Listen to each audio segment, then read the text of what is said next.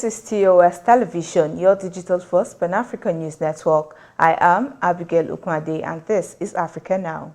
We begin with developments on COVID-19.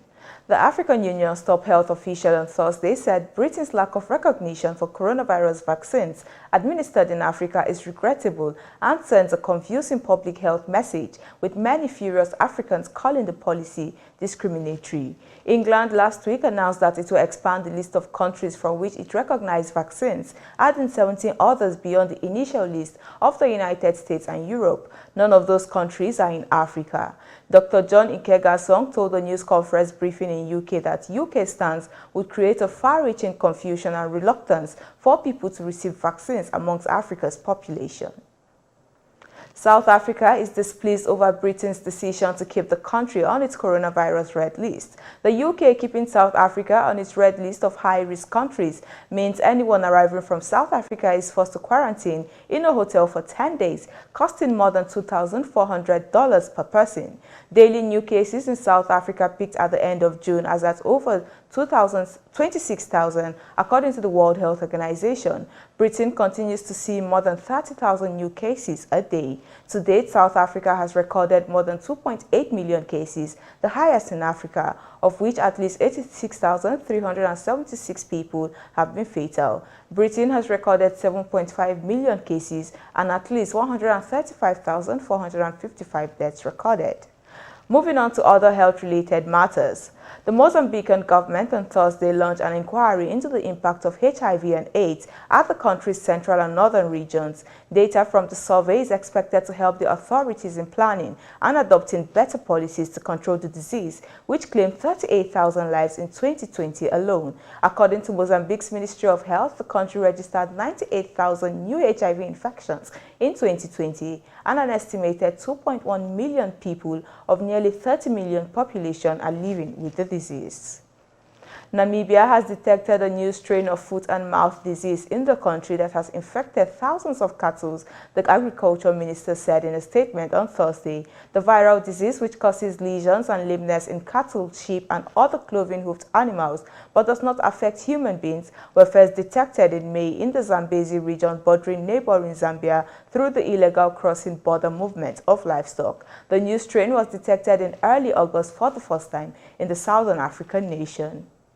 And on security matters, the Nigeria police force on Thursday said it has arrested 3 out of the 25 suspected bandits who on July 5th invaded Bethel Baptist High School in Kaduna State and kidnapped over 100 students. Some of the victims have been released in batches after parents of the abducted children have reportedly had to pay huge amounts of money as ransom to get their children released, but there has been no official confirmation of this. Police spokesman Frank Umba said security forces were on the trail of other 22 members of the gang who were part of the abduction. This is your digital-first Pan-African news network, TOS Television. You are watching Africa Now. More Africa stories coming your way after the break, so stay tuned. There are certain moments in the day when I need my me time to just unwind and indulge.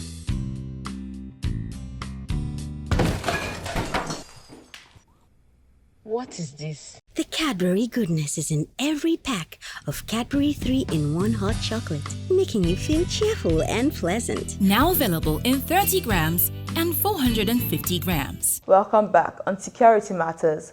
A Somali military court on Thursday sentenced a British and a Malaysian citizen to 15 years each in jail after being found guilty of recruiting foreign nationals for Islamist militant group Al-Shabaab in the country. The 2 men were arrested in Somalia's semi-autonomous region of Puntland while trying to board a boat to Yemen in 2019. The 2 foreigners who were involved in planning and intelligence gathering for the terrorist group had denied supporting the terror group in Somalia.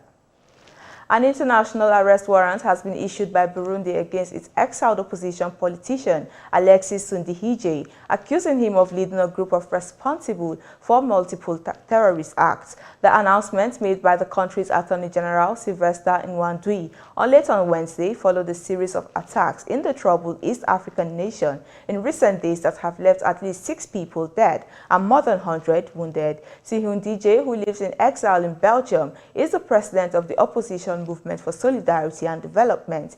He has long been suspected by the Burundian government of being the leader of Burundi's most active rebel group in the country, Red Tabara. He has always denied the claim. And moving on to politics, the Speaker of Tunisia's parliament, Rachid, has called for peaceful struggle against a return to absolute one-man rule.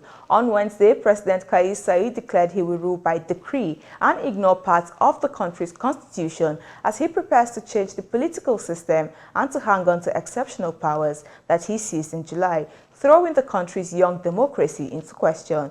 Ganaouchi described the situation as a step back a decade after Tunisia's 2011 revolution.